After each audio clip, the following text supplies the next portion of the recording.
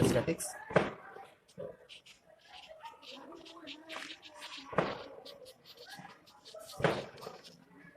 और उसमें भी जो मेजरली हमें स्टडी करना है वो हमें इलेक्ट्रिक फील्ड स्टडी करना है,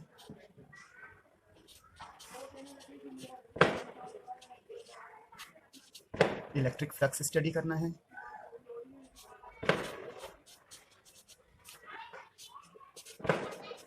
इलेक्ट्रिक पोटेंशियल एक गॉस थ्योरम स्टडी करना है, इलेक्ट्रिक पोटेंशियल स्टडी करना है,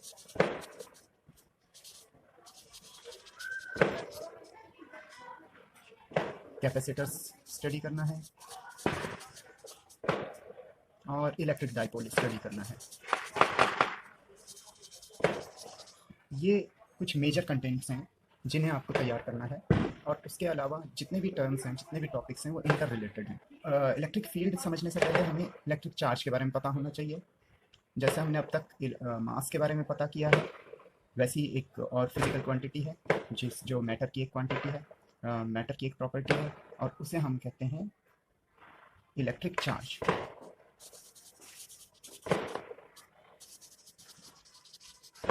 सिंबल Q, कैपिटल स्मॉल कुछ भी लिख सकते हैं। जो इलेक्ट्रिक चार्ज है उसकी कोई बेसिक डेफिनेशन नहीं है, लेकिन ये वो फिजिकल प्रॉपर्टी है जो इलेक्ट्रोस्टैटिक फोर्स को प्रोड्यूस करती है। इलेक्ट्रिक चार्जेस एलिमेंट्री चार्ज का इंटीग्रल मल्टीपल होता है। This E stands for elementary charge, और इस एलिमेंट्री चार्ज की वैल्यू होती है 1.6 इंटू 10⁻⁻⁻19 कूलम। ये वैल्यू याद रखने की ज़रूरत नहीं है, एग्जाम्स में ये वैल्यू पहले से दी रहती है। Charge on an electron minus E, उसका सिंबल है QE, Q subscript E equal to minus E। E stands for elementary charge which is 1.6 into 10⁻⁻19। QE यानी कि charge on an electron equal to -1.6 into 10⁻⁻19, और charge on proton is plus E। E is elementary charge जिसकी value ये। इस तरीके से हम देखेंगे। अच्छा, यहाँ पे n क्या है? n कोई भी नंबर है, एक होल नंबर, एक इंटीजर जिसकी वैल्यू 0, 1, 2, 3 कुछ भी हो सकती है। इनफैक्ट ये प्लस माइनस दोनों हो सकती है, क्योंकि चार्ज पॉजिटिव भी हो सकता है, चार्ज नेगेटिव भी हो सकता है। यहाँ पे एक चीज़ ध्यान देने वाली बात है कि n की वैल्यू आपके डेसिमल्स में नहीं हो सकती, n की वैल्यू आपकी फ्रैक्शंस में नहीं हो सकती। नेक्स्ट, अब ये चार्ज करता क्या है? वेल, ये चार्ज इलेक्ट्रोस्टैटिक फोर्स के लिए रिस्पॉन्सिबल है। तो आपने जो दूसरा टॉपिक, जो मेजर टॉपिक जहाँ से पूरी इलेक्ट्रोस्टैटिक स्टैंड करेगी, वो टॉपिक है कूलम्स लॉ।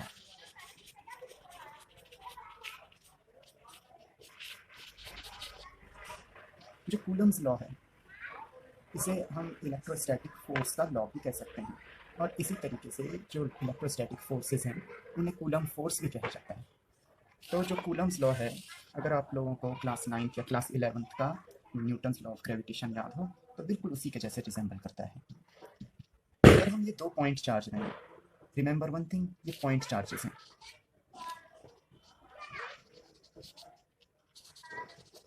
और दूसरी चीज़, ये दोनों जो पॉइंट चार्जेस हैं उनको नाम दे देते हैं Q1, Q2। ये दोनों के दोनों रेस्ट में हैं, रेस्ट में। ये दोनों ही इसकी बाउंड्री कंडीशन होती हैं कूलम्स लॉ के अप्लाई होने के। इन दोनों के बीच की डिस्टेंस r हो गई। तो कूलम्स लॉ को हम डिफाइन इस तरीके से करते हैं कि electrostatic force between 2 point charges at rest varies as follows: F proportional to Q1 Q2 upon r²। आप लोगों ने बुक में देखा होगा, इस चीज़ को बहुत लेंथी वे में लिख दिया जाता है कि force is directly proportional to magnitude of charges and inversely proportional to square of distance. इतना लंबा खींचने की ज़रूरत नहीं है। कूलम्स लॉ बहुत कम, बहुत रेयरली कभी एग्जाम में आएगा तो आएगा, अदरवाइज़ ये नहीं आता है। इन केस अगर आ गया तो आप ये ज़्यादा से ज़्यादा आधा या 1 नंबर आएगा।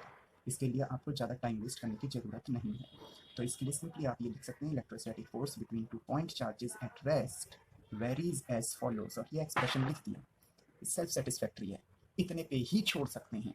और अपनी समझ के लिए इसे थोड़ा सा और आगे बढ़ा दें। यहाँ पे कांस्टेंट आएगा, ये थोड़ा सा टफ कांस्टेंट इसमें आता है 1/4 epsilon naught Q1 Q2 upon R square. जो ये पूरा कांस्टेंट है, ये फॉर्मूला हमारा बन गया, कूलम्स लॉ का फॉर्मूला बन गया। जो इसमें 1/4 एप्सिलॉन नॉट है, इसकी अपनी एक वैल्यू होती है 9 × 10⁹ और इसकी यूनिट होती है न्यूटन मीटर स्क्वायर पर कूलम स्क्वायर। अब इतना ये यूनिट या तो आप याद रख लीजिए, बड़ी अच्छी बात है, अदरवाइज़ आप इसे अगर कैलकुलेट करके निकालना चाहें तो निकाल सकते हैं। उसके लिए कुछ चीज़ें ध्यान में रखनी पड़ेंगी। जैसे पहले आपको पता होना चाहिए कि ये फार्मूला आप खाली 1/4 एप्सिलॉन नॉट के लिए कैसे सेट कर सकते हैं। तो देखिए, राइट हैंड साइड में मैं 1/4 एप्सिलॉन नॉट को छोड़ देता हूँ, आर स्क्वायर क्रॉस मल्टीप्लाई में चला जाएगा, are square Q1 Q2 multiply में है, डिवाइड में आ जाएंगे, Q1 Q2। अब मैं इसकी यूनिट निकाल सकता हूँ, मैं लिखूँगा 1/4 एप्सिलॉन नॉट की unit is equal to F की यूनिट इंटू आर की यूनिट का स्क्वायर अपॉन Q1 की यूनिट इंटू स्क्वायर कूलम, इसकी भी कूलम, चाहे Q1 Q2 है लेकिन है तो वो चार्जेस भी, इसलिए coulomb coulomb. So ultimately it is newton metre square पर कूलम स्क्वायर। यहाँ पे जो एप्सिलॉन नॉट है ये परमिटिविटी ऑफ फ्री स्पेस है। इसके बारे में आपको ज़्यादा जानने की ऐसी ज़रूरत नहीं है, पर परमिटिविटी क्या होता है कि मीडियम कितना अलाउ कर रहा है। अगर हम फ्री स्पेस यानी वैक्यूम, वैक्यूम कितना अलाउ कर रहा है इलेक्ट्रिक फील्ड को अपने में से ट्रांसमिट होने के लिए। तो वैक्यूम में सबसे ज़्यादा होगी परमिटिविटी, और जैसे जैसे मीडियम चेंज होते रहेंगे अलग अलग मीडियम के लिए इसकी वैल्यू अलग अलग होती है। Next, epsilon naught equal to 8.85 into 10⁻⁻12। यहाँ पे -12 है, ये -12 वैल्यू के साथ होता है, और इसकी यूनिट कूलम स्क्वायर पर न्यूटन मीटर स्क्वायर। जरा नोटिस कीजिए, एप्सिलॉन नॉट की 1/4 एप्सिलॉन नॉट की जो यूनिट है, जस्ट उसका उल्टा एप्सिलॉन नॉट की यूनिट है। ये कहाँ से आती है? बहुत सिंपल सी बात है, हमने अभी 1/4 एप्सिलॉन नॉट के लिए फॉर्मूला बनाया था, एक बार फिर से उसे रिविजिट करते हैं। 1/4 एप्सिलॉन नॉट के लिए फॉर्मूला था FR² अपॉन Q1 Q2। अब 4 एक नंबर है, इसकी कोई यूनिट नहीं होती, तो अगर मैं यूनिट के नज़रिए से देखूं तो ये 1/एप्सिलॉन नॉट की यूनिट है। ये 1/4 एप्सिलॉन नॉट की यूनिट तो है ही, लेकिन क्योंकि 4 की तो कोई यूनिट हो नहीं सकती, वो तो यूनिट लेस एक नंबर है, इसलिए हम ये कह सकते हैं कि 1/एप्सिलॉन नॉट की यूनिट है Q1 यूनिट इंटू Q2 की यूनिट। तो यहाँ पे आप अगर यूनिट पुट कर देते हैं एप्सिलॉन नॉट ये newton metre square upon coulomb square, तो जस्ट आपका इसका रेसिप्रोकल करना पड़ेगा। तो एप्सिलॉन नॉट की unit equal to coulomb square upon newton metre square. तो आप वेल एग्ज़ाम में, जैसे मैंने पहले ही बताया, इसकी वैल्यूज़ गिवन होती हैं, तो यूनिट भी गिवन हो सकती है, लेकिन हो सकता है कि अगर वो एग्ज़ाम में इस पे बेस्ड क्वेश्चन दे दें कि इसकी वैल्यू लिखो या इसकी यूनिट लिखो, और साथ में वो एग्ज़ाम में कुछ इसकी वैल्यू घुमा के दे सकते हैं। और बहुत से टाइम में अगर क्वेश्चन ऐसा आया है कि एप्सिलॉन नॉट की यूनिट लिखो, लेकिन साथ में उन्हें इसके कांस्टेंट की वैल्यू देनी होती है, तो एग्ज़ाम में ऐसे लिख देते हैं epsilon naught equal to 8.85 into 10⁻⁻12 ऐसा यूनिट्स। अब इस तरीके से ये भी हमें पता चल गया कि ऐसा यूनिट में उन्होंने वैल्यू दे दी, लेकिन यूनिट उन्होंने लिखी नहीं है क्योंकि वो क्वेश्चन में पूछ रहे हैं। तो इस भरोसे में मत रहिएगा कि कांस्टेंट की वैल्यू दी रहती है तो उसकी यूनिट भी वहीं पे दे रखी होगी, इस चीज़ से बचने की कोशिश कीजिए। वेल, थोड़ा सा और आगे बढ़ते हैं। नेक्स्ट, एफ इन मीडियम अगर हमें निकालना है किसी मीडियम में, अब तक जो हमने पहले निकाला वो हमने फ्री स्पेस के लिए या वैक्यूम के लिए निकाला था, लेकिन हो सकता है चार्जेस के बीच में कोई मीडियम प्लेस्ड हो। अगर कोई मीडियम है तो 1/4 एप्सिलॉन हो जाएगा, एप्सिलॉन नॉट की जगह खाली एप्सिलॉन हो जाएगा, that is Q1 Q2 upon R square. Okay, next, अब हम अगर इन्हें डिवाइड करते हैं F vacuum upon F medium, दोनों के फॉर्मूले लिख दिए, उसे सॉल्व कर लेंगे, बाकी सब कैंसिल हो रहा है, सिर्फ 1/एप्सिलॉन नॉट और 1/एप्सिलॉन ये कैंसिल नहीं होगा। देखिए, थोड़ा सा अगर मैथमेटिक्स लगाएंगे यहाँ पे, ये 1/एप्सिलॉन नॉट है और 1/एप्सिलॉन है। जब फ्रैक्शन अपॉन फ्रैक्शन होता है, हम जानते हैं मीन से मल्टीप्लाई होता है, एक्सट्रीम से मल्टीप्लाई होता है, तो ये ऊपर चला गया एप्सिलॉन, ये इसके साथ मल्टीप्लाई हो गया एप्सिलॉन नॉट। इसे हम रिलेटिव परमिटिविटी भी कहते हैं। Epsilon upon epsilon naught is epsilon R relative permittivity, जिसे हम डिफाइन ऐसे भी कर सकते हैं कि it is the ratio between permittivity in medium to permittivity in free space, या हम इसे ऐसे भी कह सकते हैं it is the ratio between force between two point charges placed in vacuum to placed in medium. यहाँ देखिए एक कॉन्ट्रास्ट इसमें ये है, अगर फोर्स के टर्म्स में कहना है तो vacuum, force in vacuum upon force in medium, और अगर ये आपको परमिटिविटी के टर्म्स में कहना है तो permittivity in medium to permittivity in of permittivity of medium to permittivity of free space. ये एक डिफरेंस है। और एक चीज़ और बताऊं, इसी रिलेटिव परमिटिविटी को डाई इलेक्ट्रिक कांस्टेंट भी कहते हैं। रिमेंबर दिस इज कैपिटल के, कई बार कांस्टेंट को हम के लिख देते हैं, स्मॉल के लिखते हैं, but this capital K is dielectric constant, this small. तो एक ही चीज़ को दो तरीके से रिप्रेजेंट करने का तरीका है, कई बार वो आपके सामने वर्ड और डाई इलेक्ट्रिक कांस्टेंट कहें तो कैपिटल के, बात एक ही है। डाई इलेक्ट्रिक कितना भारी भरकम नाम क्यों रखा है इसका, वेल थोड़ा सा ये आप आगे जाके समझेंगे, जब हम मैग्नेटिज्म पढ़ेंगे वहाँ भी ऐसा एक टर्म आता है डाई मैग्नेटिक, जो मैग्नेटिज्म का अपोज करता है। ये डाई इलेक्ट्रिक इलेक्ट्रिक फील्ड का अपोज नहीं करता, लेकिन इलेक्ट्रिक करंट का अपोज करता है। वैसे जितने भी इंसुलेटर्स हैं उनका नाम डाई इलेक्ट्रिक रखा जाता है। लेकिन इन जनरल इलेक्ट्रोस्टैटिक्स में जितने भी मीडियम है, वैक्यूम के अलावा जो कुछ भी चार्जेस के बीच में होगा उसे डाइलेक्ट्रिक नाम दे दिया जाता है, और उसके इस फैक्टर को डाइलेक्ट्रिक कांस्टेंट कहते हैं। तो फॉर्मूला हमें पता चल गया है, एप्सिलॉन आर कहें या के कहें, बात एक ही है, it is F in vacuum to F in medium, and which is further equal to, अगर मैं एप्सिलॉन के टर्म्स में कहूँ तो एप्सिलॉन अपॉन एप्सिलॉन नॉट। इस चीज़ का ध्यान रखना, और सिंपली ये सेम क्वांटिटी का रेशियो है, इसलिए ये यूनिट लेस है, डायमेंशन लेस है। और यहाँ पे प्रॉब्लम आ जाती है, मैंने जैसे आपको पहले ही बताया कूलम्स लॉ उतना इम्पोर्टेंट नहीं है, लेकिन अगर हम बात करें कूलम्स लॉ का वेक्टर फॉर्म, वो इम्पोर्टेंट है, वो एग्जाम में आ सकता है। Vector form of Coulomb's law,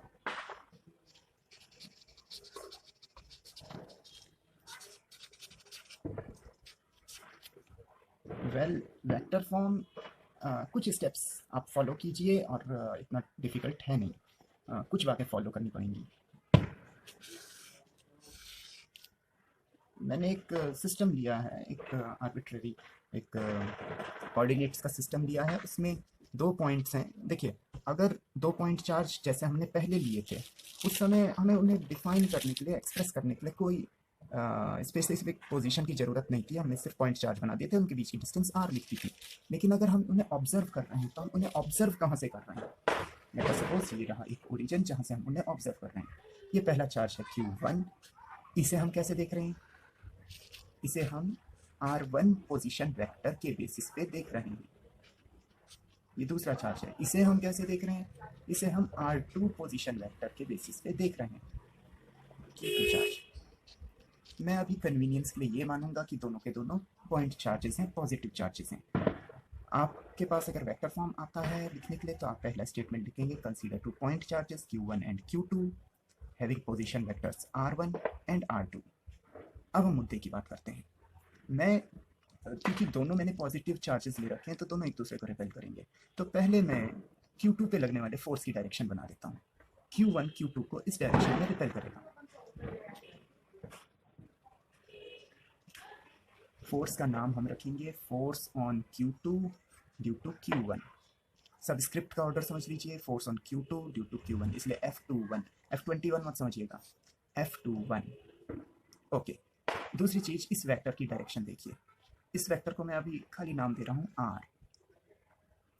थोड़ा सा अगर आप क्लास 11th का थोड़ी सी हिंट हो तो ये एक ट्राइंगल लॉ पे बेस्ड है। मैं एक ट्राइंगल फॉर्म कर रहा हूँ जिसमें ये R1 है और ये वेक्टर R है, और इन दोनों का सम, ये जो तीसरा वेक्टर है ये इनका सम रिप्रेजेंट करेगा अगर मैं वेक्टर एडिशन को फॉलो करूँ। देखिए बहुत सिंपल सा था, ट्राइंगल लॉ में 2 वेक्टर ट्राइंगल की साइड के ऑर्डर में चलेंगे, तीसरा जो साइड चलेगा वो उनका वेक्टर सम होगा। यहाँ आप कहेंगे कि वेक्टर सम की जैसी कोई बात है नहीं, वेल इतना डिटेल में आपको जाने की ज़रूरत नहीं है, आप इसे सिंपली ये समझिए, आपके पास 2 पोजीशंस थी, एक Q1 की एक Q2 की, 2 पोजीशन थी, एक R1 वेक्टर के साथ एक R2 वेक्टर के साथ, और उन दोनों के बीच का जो वेक्टर था दैट इज R। R किसको रिप्रेजेंट कर रहा है, R Q2 की पोजीशन को रिप्रेजेंट कर रहा है Q1 के रेस्पेक्ट में। और अगर मुझे इसे कैलकुलेट करना है तो मुझे थोड़ा सा इस वेक्टर फॉर्म में जाना पड़ेगा। इसका नाम है ये आर, जैसे मैंने पहले बताया Q2 को रिप्रेजेंट कर रहा है Q1 के रेस्पेक्ट में, तो इसका इंडिकेशन होगा F21। तो इसे मैं इस तरीके से भी आपको समझा सकता हूँ कि देखिए, अगर मैं इन दोनों वेक्टर्स को ऐड करूँ R1 प्लस R, तो ये मिल के बनाते हैं वेक्टर R2, लेकिन हमें तो R चाहिए था, इसलिए R equal to R2 minus R1, R2 की position with respect to R1, that is why R21। इतना कंफ्यूज होने की जरूरत नहीं, सिंपली आपको एक चीज़ ध्यान रखना है, Q1 Q2, Q1 का पोजीशन वेक्टर R1, Q2 का पोजीशन वेक्टर R2, दोनों के बीच का वेक्टर R, लेकिन ये R किसको रिप्रेजेंट कर रहा है, ये सेकंड चार्ज को रिप्रेजेंट कर रहा है, इसलिए Q2 किसके रेस्पेक्ट में, फर्स्ट वाले के, इसलिए विद रिस्पेक्ट टू 1। फोर्स कौन सा है, फोर्स Q2 पे लगने वाला है with respect to because of 1। तो अब हम लिख सकते हैं, सो फोर्स ऑन 2, आप लोग जब नोट्स बनाए तो आप लिख सकते हैं force on 2 due to 1 F21 equal to 1 upon 4 pi epsilon naught Q1 Q2 upon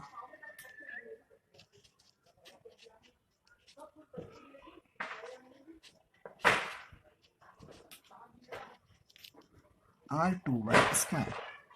यहाँ पे नोटिस कीजिए मैंने इसका वेक्टर नहीं लगाया है, एक्चुअली ये वेक्टर ही है लेकिन इसका स्क्वायर हो गया, इसलिए वो सिर्फ एक मैग्नीट्यूड रह गया। जरा कंपेयर कीजिए, लेफ्ट हैंड साइड में वेक्टर सिंबल है, राइट हैंड साइड में कहीं भी आपको वेक्टर सिंबल नहीं दिख रहा है। एक पे हो भी सकता था, मैंने लगाया नहीं क्योंकि उसका स्क्वायर नहीं है। तो फिर ये वेक्टर कैसे है?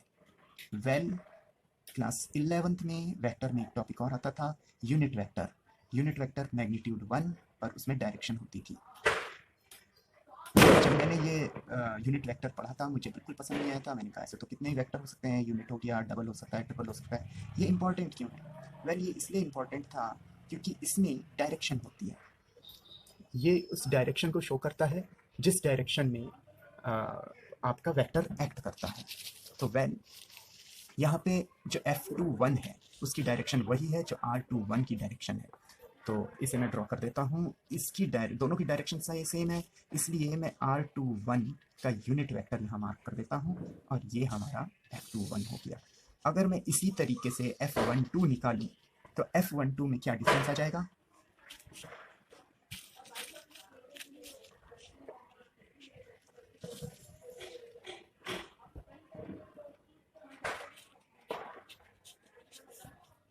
F12 equal to 1/4 pi epsilon naught Q1 Q2। आप कहोगे कि Q2 Q1 क्यों नहीं, तो देखिए शायद समझाने की ज़रूरत नहीं है, ये सिंपल मल्टीप्लिकेशन है तो इस पे ऑर्डर का असर नहीं पड़ता।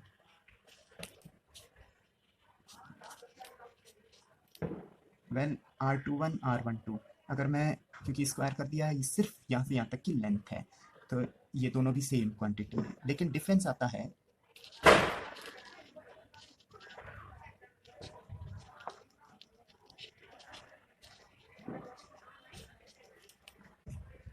और यहाँ से हमें पता चलता है R12 और R21 जस्ट अपोजिट हैं, इसलिए F12 और F21 ये दोनों भी अपोजिट होंगे। ठीक है, अगर केवल वेक्टर फॉर्म पूछते हैं, आपने केवल F21 निकाल लिया या F12 निकाल लिया, काम बन जाएगा। लेकिन इसके साथ वो हिडन वे में ये पूछ सकते हैं कि क्या ये Newton's third law of motion को के साथ को जस्टिफाई करता है? यस, क्योंकि F21 और F12 just equal and opposite हैं due to these unit vectors, जो कि आपस में इक्वल एंड अपोजिट हैं। दूसरी चीज, जो इलेक्ट्रोस्टैटिक फोर्स है वो पेयर में बनेगा, अकेले चार्ज का कोई फोर्स नहीं होगा, जब तक दो चार्ज नहीं है तब तक वहाँ कोई फोर्स नहीं होगा। तो इस तरीके से हम कह सकते हैं, एक कंक्लूजन दे सकते हैं, अगर न्यूटन लॉ ऑफ मोशन को उन्होंने, अगर Newton third law of motion को उन्होंने साथ में कूलम्ब लॉ के साथ जस्टिफाई करने के लिए कहा, तो हम कह सकते हैं